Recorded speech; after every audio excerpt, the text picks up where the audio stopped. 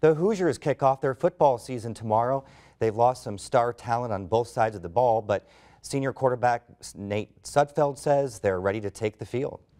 I'm stoked. I can't wait to actually get out there and, put the pads on and be live.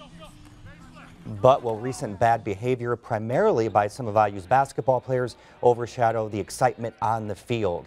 IU basketball player Emmitt Holt was dismissed this week after being cited for underage possession of alcohol. And this isn't the first time the sophomore has gotten into trouble, and he isn't the first player to be let go from the program. This spring, two other players, Devin Davis and Hunter Mascara-Perea, were also dismissed. Alex Bozic is the editor of Inside the Hall, a website dedicated to IU basketball news. He joins us now via Skype from Louisville, where he's based, to talk about the implications for the program. Alex, thanks for being here today. Thank you for having me. It's good to be here. So I'm just wondering, has something changed at IU, or what is going on that these types of situations are happening seemingly on a basis more than, of course, the program or fans want?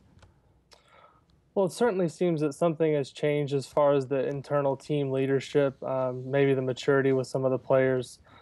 Looking back at the seasons where Indiana reached the Sweet 16, where they had Cody Zeller and Victor Oladipo, you never really heard of any off-the-court problems. They had good senior leadership, good upperclassmen in those years. The past 2 years, and Tom Crean admitted this last week, the leadership has not been where it needs to be, and I think you're seeing that kind of materialize with some of the off the court issues that seem to keep popping up, and every time one of them comes up, I think the administration and the coaching staff is hopeful it'll be the last one, and it just seems like things keep coming up, even minor things like the thing that happened recently with Holt and Thomas Bryant. And Alex, we see, of course, a lot of fans are not happy with what they're seeing. Does this hurt the fan base, or are they quick to move on?